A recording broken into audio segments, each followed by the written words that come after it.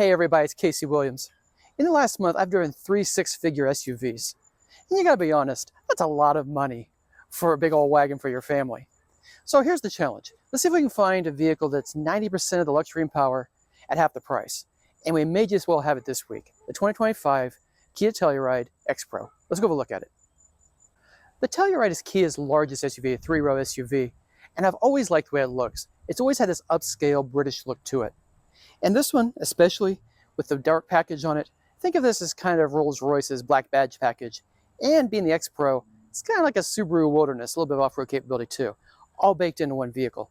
And I think it really does work really well. I like the blue paint, I like the black grille, I like the stacked headlamps, I think they look really classy. Come around the side, the black 18-inch wheels with the thicker off-road tires. So a little more meat on the tires and a little more class with the wheels as well. But everything's all blacked out. You kind of have this coach doors look here in the center. You can almost imagine 2 door handles here opening up these doors like in a Rolls-Royce. Of course, they open traditionally. Black roof rack, all the dark trim around the windows. Again, it just gives a little bit of a sinister look, a little more upscale, even a little bit German too. Come around the back, all the black badging, a little more of that British look, kind of the Jaguar J tail lamps, twin exhaust outlets down below. Very well done. Power hatch. And we start comparing to some of the luxury SUVs we've seen. You know, usually come in the back and there's an array of buttons, everything's power down, everything's power up. And this isn't quite like that, but it's all convenient anyway. So there are 2 buttons here for the center row, put those down. Now you have to go back around and pull them back up yourself. There's no return trip for them, but they're down. These, I mean, seriously, do we need a button for that? Easy enough. So 2 seconds, everything's down, easy to get bicycles in, all of your camping gear, whatever you want to get in here. And there's some other conveniences too. There's a household plug over here on this side, tie downs, and then the cigarette lighter style plug over on this side. So one of the big advantages of a full-size SUV, even a 6-figure SUV, usually is in the rear compartment. You have nice big captain's chairs in the back of them, nice consoles in the middle. You know, a couple of them, we even had touch screens in the middle, control the radio and climate control, everything. So this is a little tamer than that. I mean, it's a Kia, it's not a Lincoln or a Cadillac or an Infiniti. But I think you're gonna find it's pretty comfortable in here.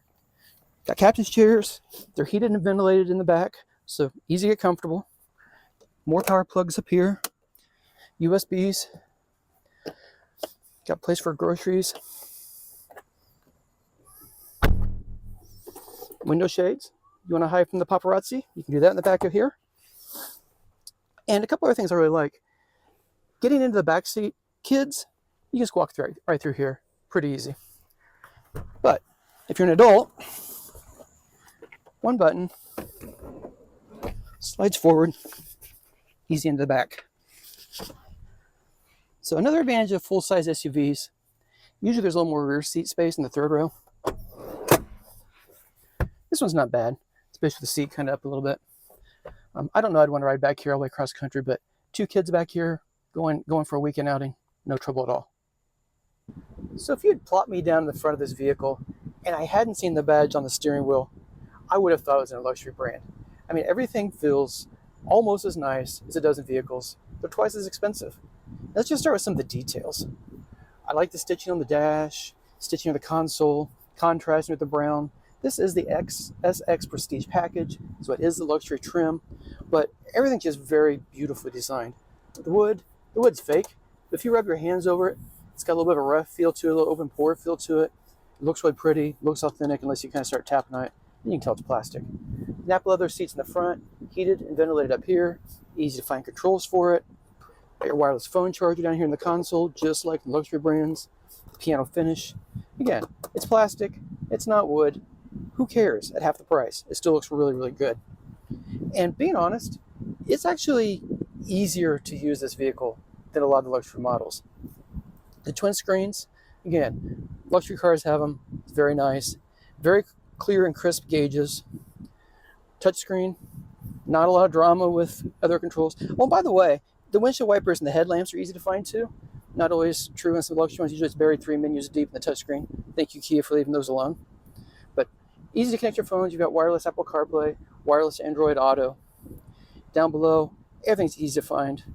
The maps for navigation are here. Press the button, goes right to all the different destinations, radio, media, easy. One level below, climate controls. Got dual zone automatic climate control up in the front and a separate one for the rear. So 3 zones there. Again, maybe not every passenger has their own climate control as in some of the luxury brands, but still 2 front, 1 back, plenty. Some other things I like, again, a lot of times in luxury vehicles, you're trying to touch 2 screens, trying to do volume, climate controls with a lot of drama. Proper knobs for the stuff that matters. You have volume and tuning up here, and then you've got your temperature controls for the climate control down below. Super, super simple. This has a heated leather-wrapped steering wheel. Here's the heat button in the center console. Looking above, some other things that are a little bit different than some of the luxury brands, perhaps. You know, everything, sunroof would be completely power in a luxury vehicle, true luxury vehicle. This one, the rear sunshade is power. Oh my God, I've got to reach up and slide that back. Oh, it's just terrible. But the roof's power. You know, some other nice features on this. It has a Harman Kardon audio system. Sounds crisp, sounds beautiful. Sounds like a $100,000 system. Suede headliner. Feels just as ritzy as it does in some of the high-end vehicles. And it has a lot of safety gear on it. It has a heads-up display that floats out over the hood. This has adaptive cruise control, forward collision alert systems, avoidance systems, lane keep assist, lane tracing assist. The only thing it really won't do is there's not a hands-off cruise control system. And I'm guessing since a lot of Kia's competitors are starting to have them, the next generation Telluride probably will. But all the safety gear you can imagine. There's even a blind spot camera. Not that one, that's out of my windshield wipers. So you turn the turn signal on, a little camera appears, and you can see down the side of the vehicle.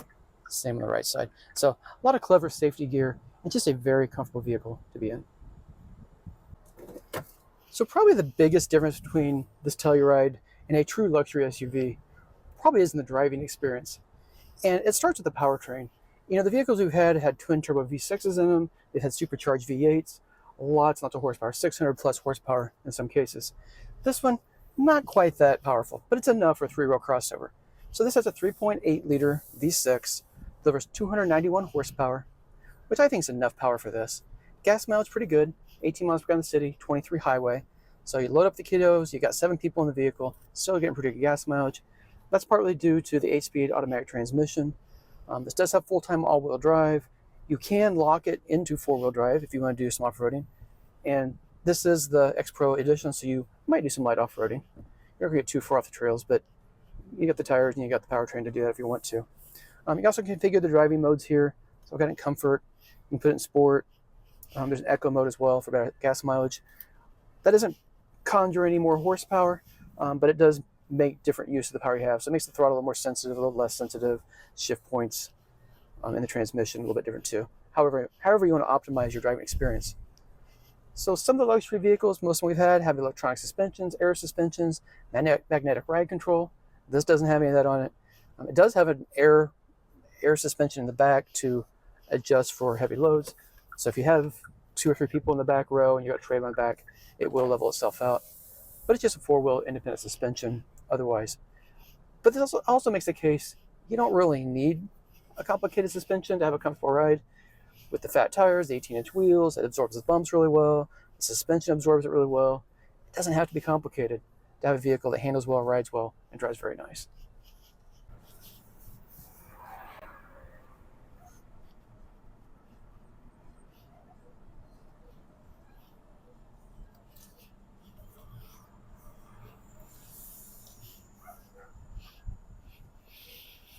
So the Kia Telluride doesn't have a fancy luxury brand. Who really cares? It definitely offers 90% of the luxury at a whole lot less price. In fact, when you hear the price, you're not even going to care what badge is on the front of it. So the Telluride starts right at $36,400 for a base model. This one, everything on it, $56,240. Half of a 6-figure price tag and more than 90% of the luxury. Well, next week, we'll have another fun car. And until then, storm forward.